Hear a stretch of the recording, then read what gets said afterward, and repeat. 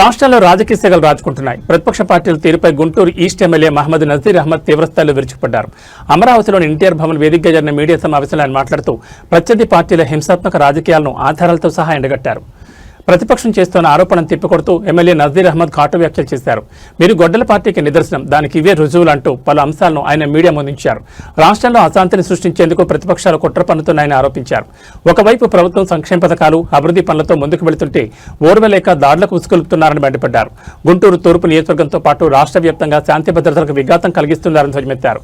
హింసను ప్రేరేపించే వారిని ప్రజలు గమనిస్తున్నారని, రాబోయే రోజుల్లో వారికి తగిన గుణపాఠం తప్పదని హెచ్చరించారు.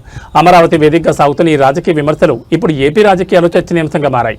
ఎన్టీఆర్ భవన్ నుంచి ఎమ్మెల్యే చేసిన ఈ వ్యాఖ్యలు సోషల్ మీడియాలో వైరల్ అవుతున్నాయి. విపక్షాల విమర్శలకు ప్రతి విమర్శలతో అధికార పార్టీ నేతలు గట్టి కౌంటర్ ఇస్తుండటంతో రాజకీయ వాతావరణం మరింత వేడెక్కింది. అందరికీ నమస్కారం. ఆంధ్ర రాష్ట్ర ప్రజలను నమ్మించి ఒక్క అవకాశం పేరుతో ఆనాడు అధికారంలోకి వచ్చినటువంటి జగన్ రెడ్డి వైసీపీ పార్టీ ఈరోజు కేవలం 11 సీట్లకు పరిమితం చేయడానికి ఆంధ్ర రాష్ట్ర ప్రజలు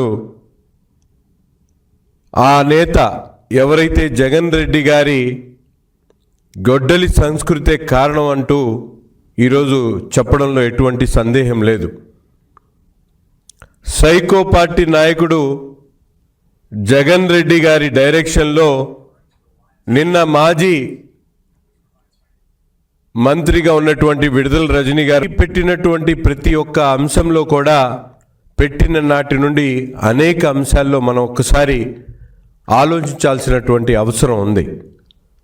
ప్రజలకు ఇచ్చినటువంటి మాటల మూటలతో పాటు తను అధికారంలోకి వచ్చిన తర్వాత తను చెప్పినటువంటి ప్రతి ఒక్క మాటని కూడా ప్రజలకు ఇబ్బంది పడేటువంటి పరిస్థితులు తీసుకొని వచ్చినటువంటి నైజాం జగన్మోహన్ రెడ్డిది. తన రాజకీయాన్ని అడ్డు తొలగించుకోవడానికి తన సొంత బాబాయ్ ఉన్నటువంటి వివేకానంద రెడ్డి గారిని నరికి చంపినటువంటి పార్టీ నాయకుడు జగన్మోహన్ రెడ్డి అని సాక్షాత్తు తన చెల్లెలు షర్మిల గారు చెప్పినటువంటి మాట ఈరోజు ఒక్కసారి గుర్తు తెచ్చుకోవాలి. అక్రమ ఆస్తుల కోసం కడపలో పెద్ద దస్తగిరిని నరికి చంపినందుకు గొడ్డలి పార్టీ అనక ఏమనాలో ఒక్కసారి ప్రశ్నించినందుకు, పుంగనూరులో ఒక ప్రతాప్ను శవంగా మార్చినందుకు గొడ్డలి పార్టీ అని మేము చెప్తా ఉన్నాం. ఇటువంటి కిల్లింగ్ మైండ్ సెట్తో నిరంతరం కూడా అధికారంలో ఉన్నటువంటి 5 సంవత్సరాలు కాకుండా ఈరోజు కూడా ఫేక్ మీడియా ప్రచారంతో తన చేసినటువంటి తప్పుల్ని కప్పిపుచ్చుకునేటువంటి ప్రయత్నం చేస్తూ రప్పా అంటూ ఒక పార్టీకి సంబంధించినటువంటి నాయకుడిగా, మాజీ ముఖ్యమంత్రిగా తన హోదాను మర్చిపోయి ప్రజలను ఏ విధంగా ప్రజల ముందు మాట్లాడుతూ ఉన్నారో అటువంటి సంస్కృతి కోసమే మీ పార్టీని గొడ్డలి పార్టీ అని చెప్పి మేము చెప్తా ఉన్నాం. పల్నాడులో జాలయ్ యాదవ్ను చంపినందుకు గొడ్డలి పార్టీ అంటా ఉన్నాం. కావులిలో కరుణాకర్ పేదవాడిని నరకేటువంటి ప్రయత్నం చేసినటువంటి పార్టీని గొడ్డలి పార్టీ కాకుండా ఏం చెప్పాలో ఒక్కసారి ఈ సందర్భంగా కోరుతా ఉన్నాం.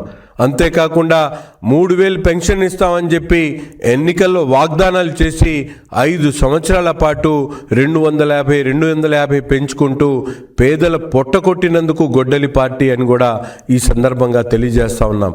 మైనారిటీల పిల్లలు విద్యా హక్కును కాపాడాల్సింది పోయి వాళ్లను పూర్తిగా విద్య అందించకుండా వాళ్ళందరినీ కూడా రోడ్డు మీద పడేసినందుకు గొడ్డలి పార్టీ అంటా ఉన్నాం.